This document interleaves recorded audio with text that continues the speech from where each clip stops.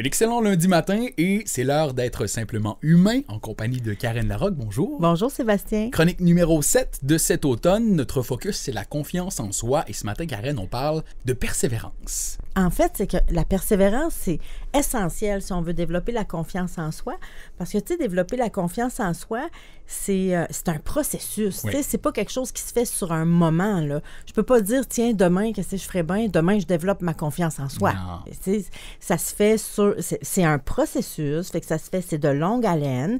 Puis, on se rappelle que pour développer la confiance en soi, il faut d'abord choisir un domaine et s'entraîner. Parce que ça se développe par l'expérience. Fait que je choisis dans quel domaine je veux développer ma confiance en soi et je m'entraîne. Fait que c'est un processus d'apprentissage.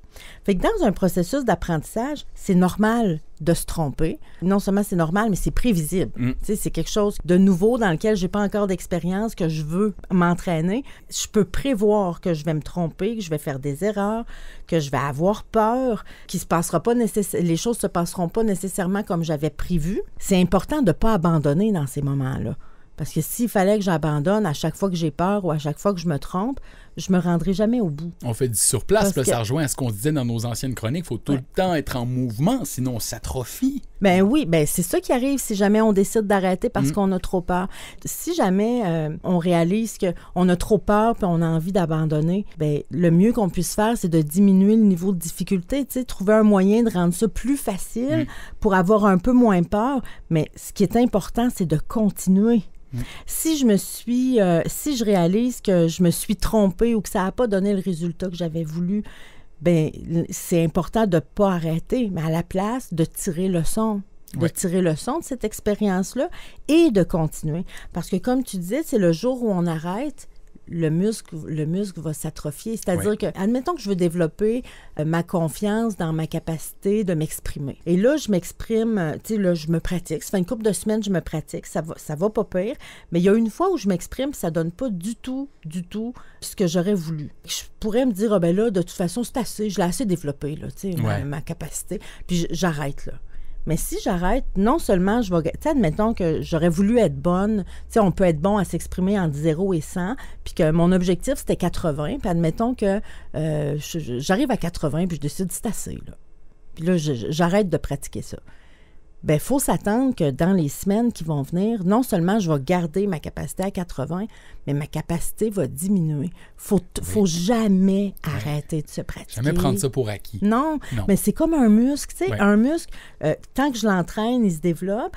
Quand j'arrête de l'entraîner, ben non seulement il se développe plus, mais il va s'atrophier.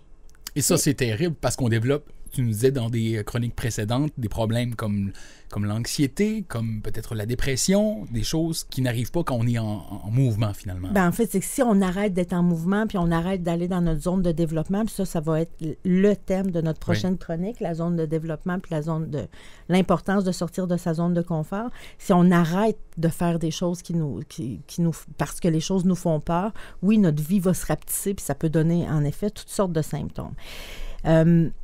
J'ai fouillé dans mon coffre à outils puis je me suis demandé c'est quoi les outils que j'ai qui pourraient bien aider à persévérer. Puis il y a vraiment toutes sortes de choses qui peuvent nous aider à persévérer. Entre autres, d'avoir un complice de développement.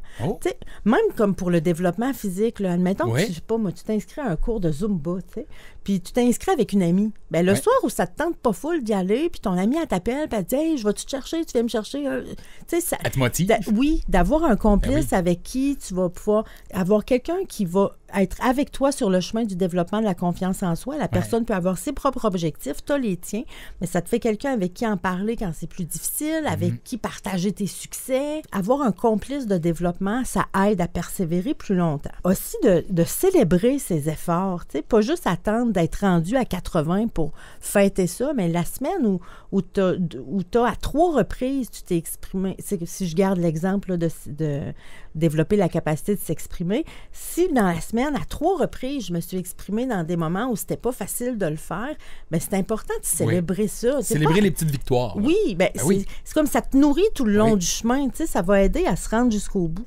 Il y a aussi tenir un journal.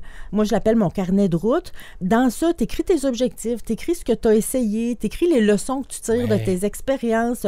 Tu vois une citation que tu trouves qui te stimule au bout, ben tu l'écris, tu sais, tu peux l'écrire dedans, mais avoir un journal, tenir un journal. Aussi, se rappeler 2 choses. Se rappeler pourquoi on le fait, puis se rappeler qu'est-ce qui arriverait si on le faisait pas. Ah, ça peut être très motivant. Bien, vraiment. Très, très ça, motivant. là, ce serait la première chose même qu'on devrait faire pour nourrir la motivation dans les bouts où on aura envie de lâcher.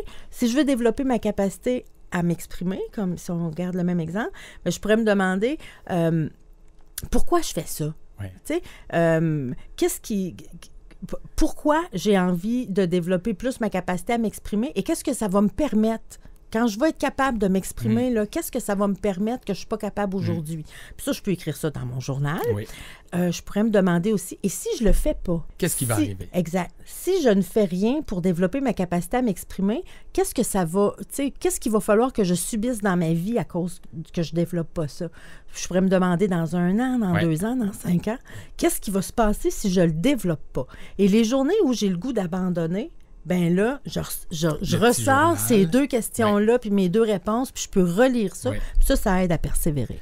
Et donc, des mots de motivation écrits par soi-même, pour soi-même. Sur ton groupe Facebook, Karen, Je suis simplement humain, tu as des questions chaque semaine et on essaie de terminer nos chroniques avec une question du public. Et là, on a Christine Karine qui dit...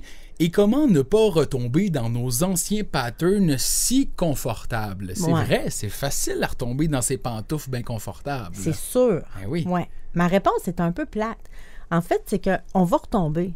T'sais, si je décide de changer un comportement, les humains, quand on change de comportement, il faut s'attendre à des rechutes. Puis je te dirais même qu'en moyenne, on a 7 à 8 rechutes avant d'avoir changé vraiment le comportement. Fait que si je décide de m'exprimer plus plutôt que de me taire, bien, ça se peut qu'à plusieurs reprises, je vais décider de me taire parce que c'est plus confortable. Puis je peux m'attendre à ça. Puis c'est pas utile de se taper sa tête avec ça. Il faut simplement s'attendre que ça fasse partie du processus de développement de la confiance en soi. On va retomber 7 à 8 fois. C'est normal. Ce qu'il faut, c'est persévérer puis continuer. On dirait que juste le fait de se le dire, on va tomber de 7 à 8 fois, on dirait que ça enlève déjà un poids, là. Tu sais, dans le sens que, OK, je vais me tromper, c'est normal, ça va arriver, on passe à autre chose. Bien, vraiment. Puis, sais-tu même moi ce que j'ose me dire quand je fais une rechute?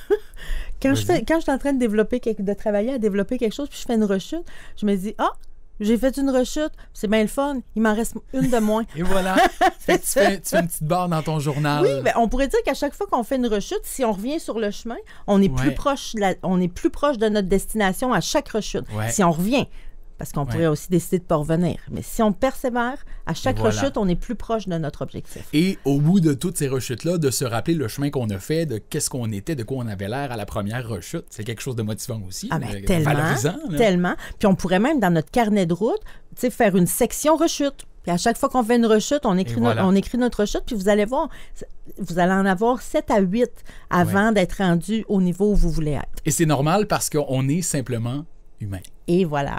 Et on te suit sur ton groupe Facebook, Je suis simplement humain, sur ta chaîne YouTube, ton site Internet, tu es partout. Oui, et si vous me cherchez, c'est pas compliqué, c'est simplement humain. Eh bien, on se donne rendez-vous lundi prochain. Good. Merci Karen, salut. À la prochaine.